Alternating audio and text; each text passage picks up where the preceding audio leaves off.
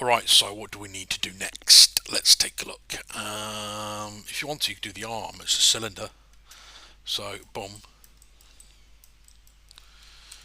Let's bring it up. Now, again, it doesn't need a lot of detail to it. So 20, I would say, is too much. So we can drop it down to 16. And it's at an angle. So let's just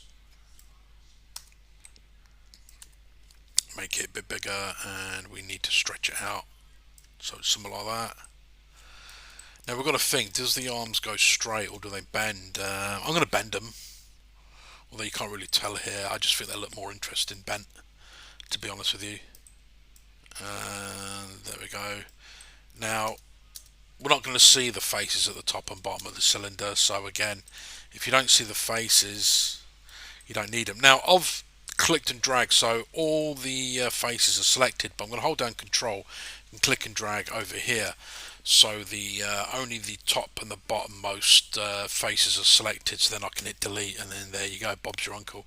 Now, I'm going to hide it. As you can see, it's been cut. You see, you got some like segments too. So I'm just going to grab this EP curve tool just so I can mark it. So when I bring the cylinder back, I know where to place the multicut. Although you can kind of see it in the drawing anyway. It's pretty clear from the drawing, to be honest with you. But that's a good backup in case. Like sometimes the drawings aren't clear, so I use the curves as a guide. So there we go. So here is where we need to cut. So grab this edge loop, hold down shift, double click. So we've got these two edge loops selected, and you need to go to edit mesh, and what you want is not detach, no.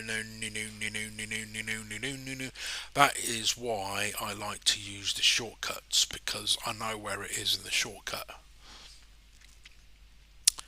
I know where it is. Is it detach? Yeah, it is. Okay, I'm going to do Control Z because in the shortcut, so shift right mouse button click, it says detach components. You see. So, but here in this version, it just says detach. Boom. Okay, so we've detached, but it's still one object. So what you need to do is separate, and it's in a group. Edit, ungroup, and I want to delete history. Yeah, center the pivot. So if you take a look, these are now separate pieces. You see, so that means we can do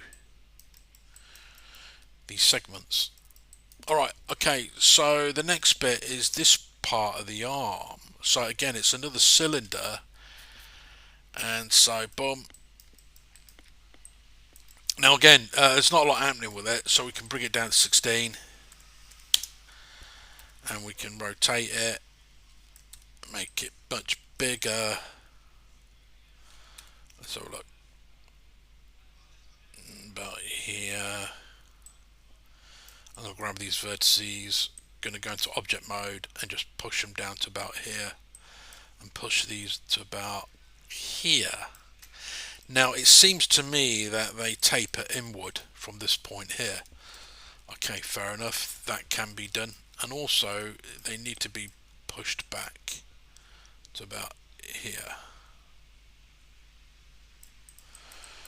Alright, and again what I'm going to do is I'm going to delete these faces, so we don't need them, they're triangles anyway. So I'm going to grab the mesh tool here and say multi-cut, and I'm going to add an edge loop here and an edge loop there. And so what I'm going to do is grab this edge loop here and scale it in, as you can see, and also here with this edge loop here, scale it in. That looks better. And I'm going to center the pivot, and I feel like it just needs to come this, like this angle here a bit more. And I need to center it about here. There we go.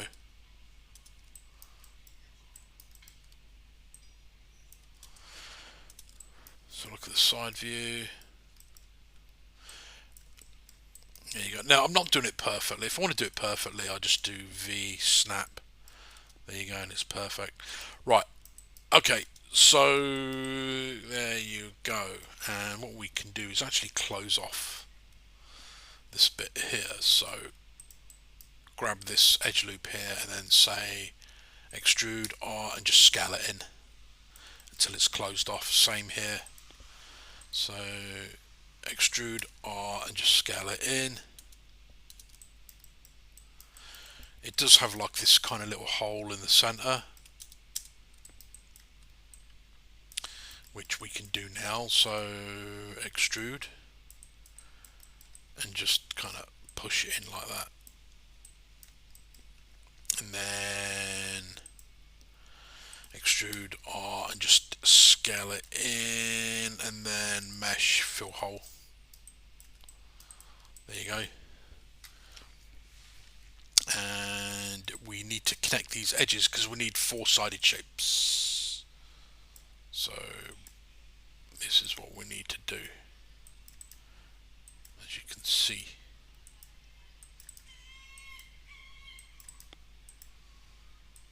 There you go.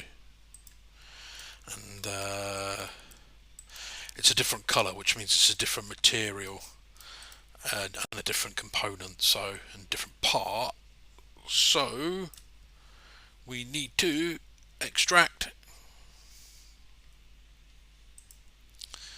get it out the group, center the pivot,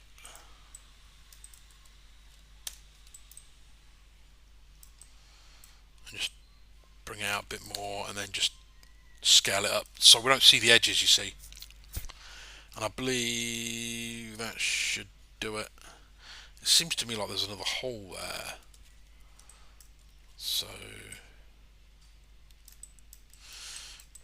interesting.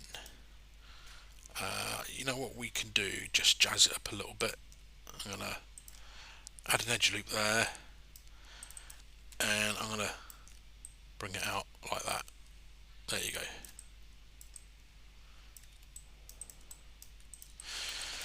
Alright, so we have basically blocked out the arm